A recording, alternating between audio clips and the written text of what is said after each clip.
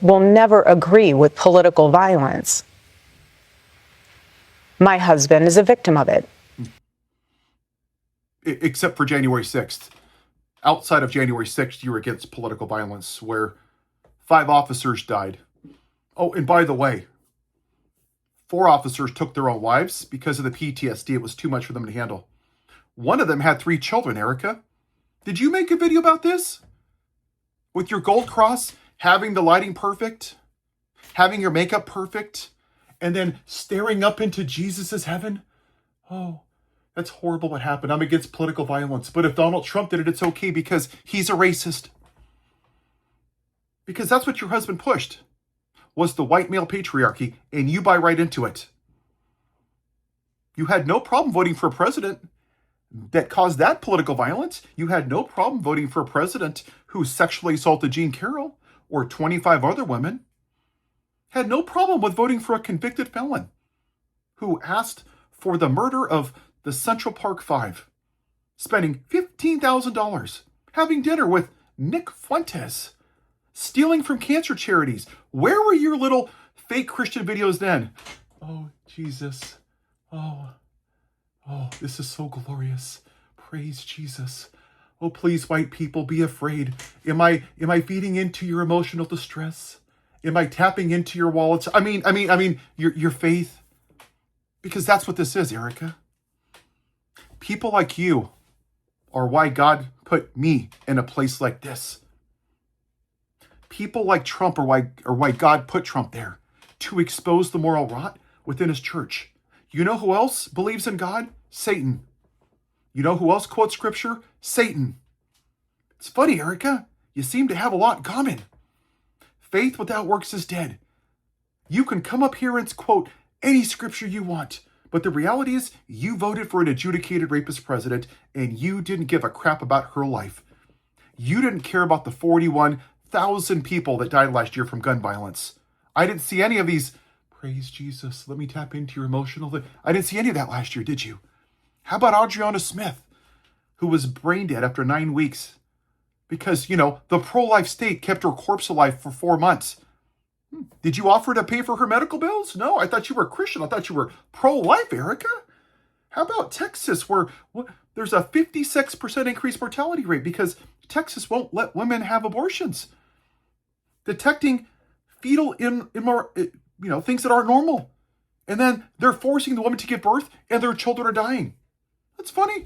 Oh, I'm so sorry, Jesus, about the women in Texas, because you don't care, Erika. You only cared about an issue when it affected you. I didn't see you marching for George Floyd. I didn't see you marching for Ahmaud Arbery. I didn't see you standing up for the victims in the Catholic Church 2 weeks prior. It's horrible what happened to your husband.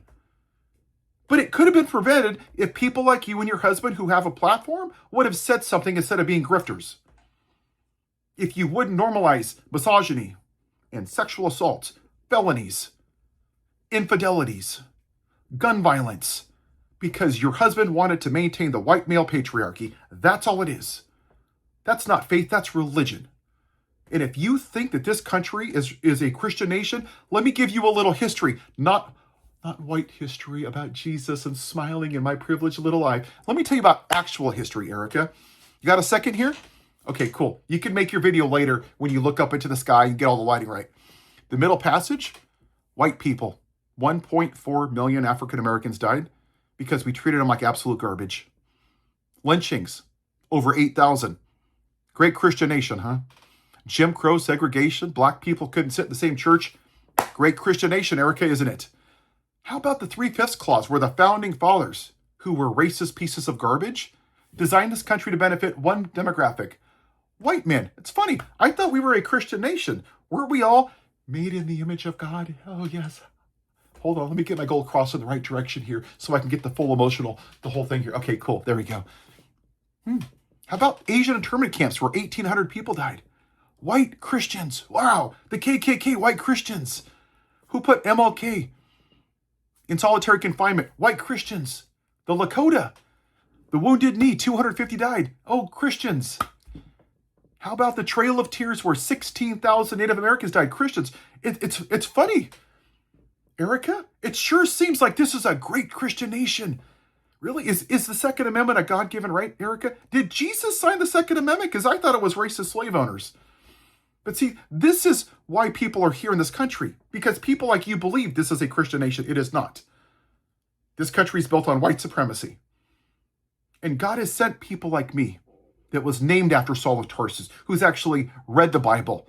Somebody like me that doesn't need to have a fake gold cross and fake tears and looking up into heaven and have the lighting perfect and do this weird ass, whatever the hell stare this is. It's a game.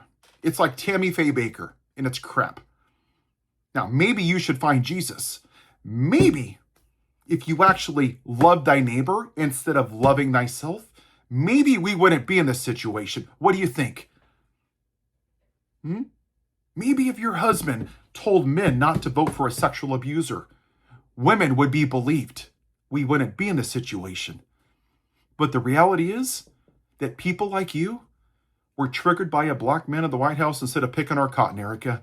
And you saw traditional family Christian values, i.e.